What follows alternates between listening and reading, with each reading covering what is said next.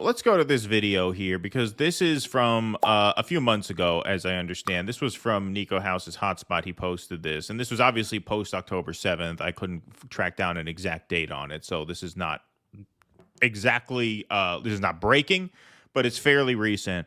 Here's a conversation about TikTok with Jonathan Greenblatt from the ADL. This will give you a real idea of why Washington wants to crack down on TikTok. Let's be frank about it. We've been on this show. We've talked about Instagram. We've talked about Twitter or X, and you've seen my back and forth with Elon Musk.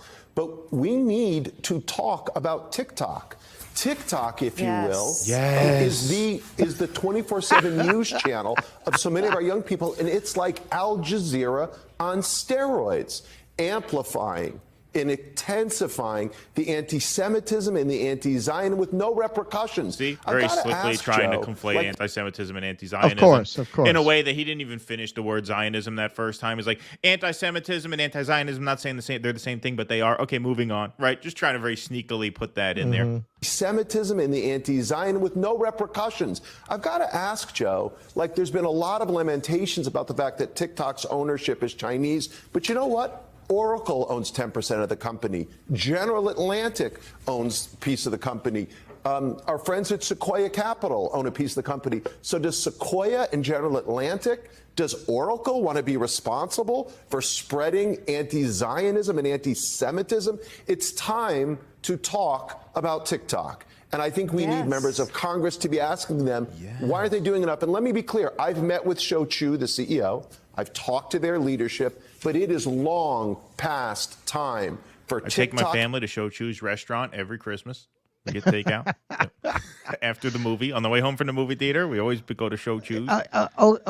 Okay, yes, this would be my take, but I got to say, Glenn made a pretty effective argument that kind of turned me around on it, which, again, I'm not an expert in this area, but I do trust Glenn's journalism. And he basically said that TikTok has said, what do you want? What do you want? Tell us what you want taken off the platform. So if that's the case, then this isn't an argument. I don't know. I'm going by what he's saying. Yeah, it seems to me here. We'll let this play. And its owners and its investors to step up and say, enough. We're going to take action. Frank Ford, do you have teenage kids? I do. So you know what I'm talking about. Yeah. Like, it is amazing what our children, what their friends, what younger people are getting, the unfiltered anti-Semitic bile. You almost said unfiltered truth, but there's like unfiltered anti-Semitic bile. Well, I haven't seen any anti-Semitic bile. Where is I'm that? Jewish. There's where no anti-Semitic bile. Right. Of course. Well, that's the segment we did the other day about Time and the Atlantic. They're just going to keep repeating it in the effort to make it true. Exactly. They're just going to keep saying that anti-Zionism is anti-Semitism. I think, it's unfortunate. What really might have stopped this bill is TikTok was going to send a regular user who's transgender with Tourette's, but their alter was not able to make it at the time. Yeah, that could have come through. Yeah, so the bill went through. Now, Biden has said he will sign it if it gets to his desk. But the word on the street is that it's not going to make it through the Senate. Yeah, that's going to be really interesting to watch. It's going to be really interesting to watch because I imagine a guy like Rand Paul would hold this up. We'll see what Democrats, if any, hold it up. Schumer has been non-committal. Does he really have the balls to get between the House Democrats and Joe Biden? Like, is he going to I've never seen Chuck Schumer take a politically inconvenient stand on literally anything. So he strikes me as the type who would just fold like an end table. But you might have some others try to hold this up. But let's keep watching this for another minute or so. I'm not going to watch the whole thing, but we'll let this go a little bit more. Every day off of TikTok. And again, I didn't understand what was going on college campuses, why it was happening. Yeah. If you don't understand what's going on in college campuses, don't look at the University of Penn, right? Look at TikTok. I mean, that's where this is. It makes me despair for the world that they're going to inhabit, just the low quality of the informational ecosystem in which they exist, where demagoguery, misinformation. You're sitting on Morning Joe like talking about low quality information. Yeah. And the smugness, the self-satisfaction, the mocking condescension. Oh, these college kids getting it from TikTok. I got to show you Mika's reaction to this. And it also makes me despair for the ways in which telling people what to think is their job, according to Mika, right? Of expressing disagreement without resorting to this is the asshole. This is the guy who wrote the Golden Age article. Oh, it is him. Oh, wow. Yeah, that's the guy. That's the guy who wrote the Atlantic article we picked apart. Wow, look at that.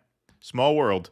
Is forced to take sides about an issue which most people have exceedingly low knowledge, which is why you get so extraordinarily ignorant on this issue. And I don't say that about a lot of issues, but on the Middle East, people who have no idea what's been going on since 1948 will look at a 30-second clip.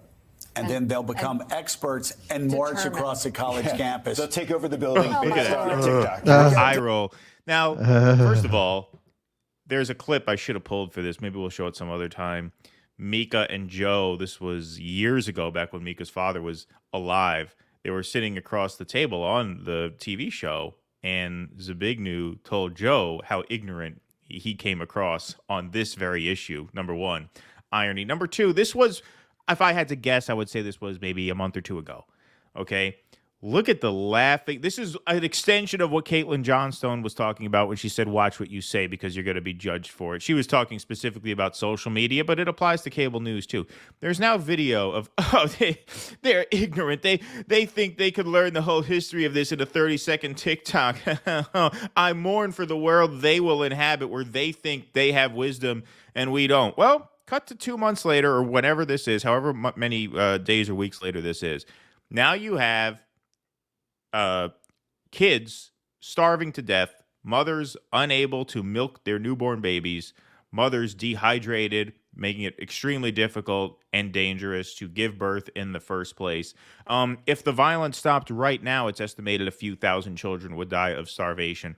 And here you are on camera like a couple of morons mocking college kids for protesting this because they get their information. TikTok.